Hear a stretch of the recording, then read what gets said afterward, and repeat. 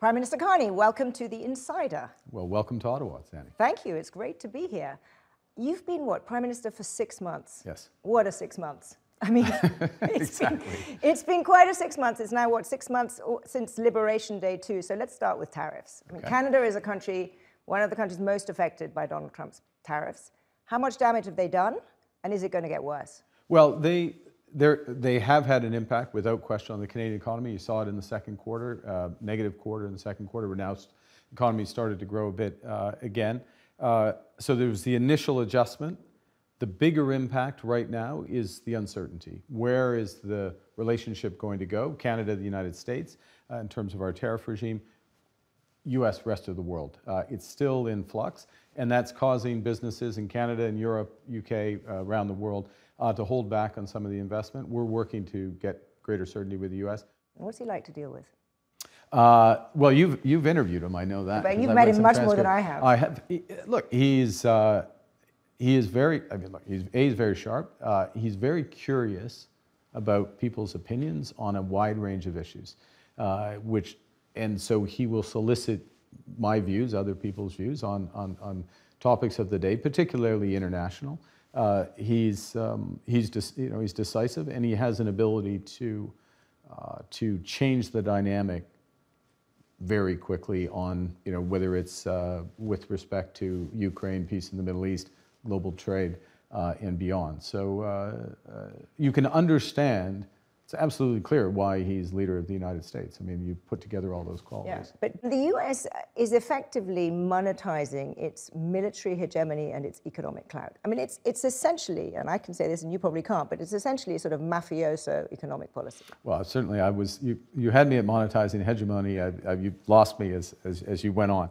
I think he has a view. He's not alone in his view. I don't share the view, but he has a view that you measure economic success in trade, just like you measure success in business, of whether or not you have positive cash flow. And so for him, running a trade surplus is a sign of success. And if you're running a deficit, you, by definition, are either being ripped off or you're not as successful as you need to be.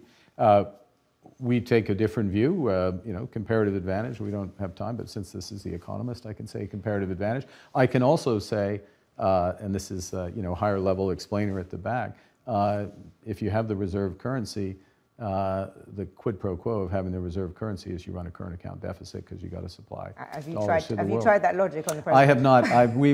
There's not enough hours in the day to go there. To use President Trump's favorite analogy, they have the cards, right? I mean, they have not only do they have the economy, they also have the security side. I mean, you can't even defend the Arctic, right, by yourself. Well, we can defend more of we're defending more of the Arctic now, 365 days, land, air, sea. Over the horizon radar in the Arctic. We're building out our sovereignty in the Arctic. But radar means you can see the thing. You can't actually, don't you need missiles to shoot things down? There are certain areas where we will want to be integrated and continue to fully cooperate with the United States. I would suggest, some others have a different view, but hypersonic missile defense is one of those areas where we're going to want to do, and we have those discussions with them. But the analogy, to go back to your analogy, who has all the cards?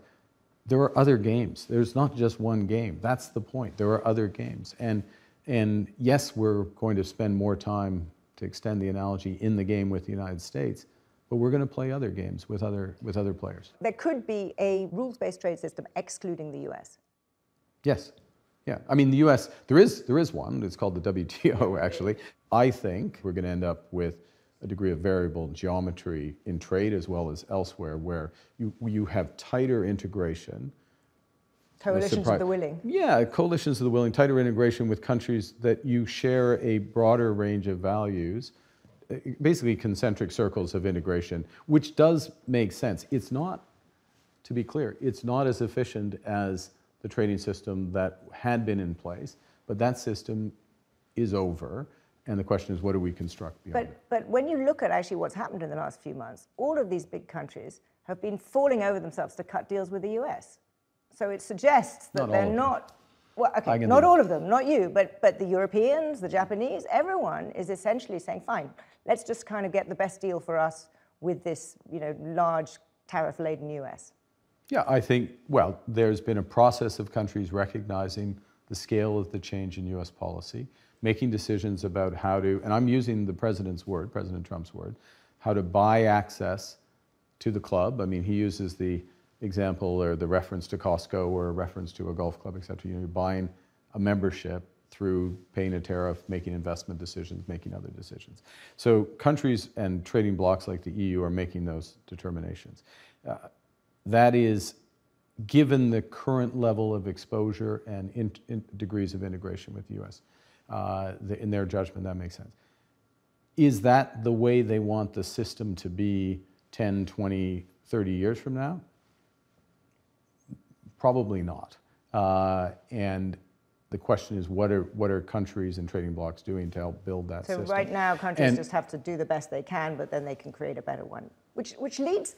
Well, and it's also, if I may, so part of the reason why countries end up in, quote, having to do one or negotiating from the position they're in, is their degree of dependence on the United States. So the logical thing, and Canadians got here back in January, February, is, well, we should take care of ourselves, do the stuff at home, and we should build up relationships abroad. So the two things do go together, relationship with whatever agreement met with the United States, but really focusing on building up that outside option. But you said a few months ago that this is not a transition, it's a rupture. Yeah. And I was really struck by that, because that suggests to me that you think that the United States is on a permanently different path. Do you think that basically the US is going to be a high tariff country even after the Trump administration? I think, yes, is the short answer.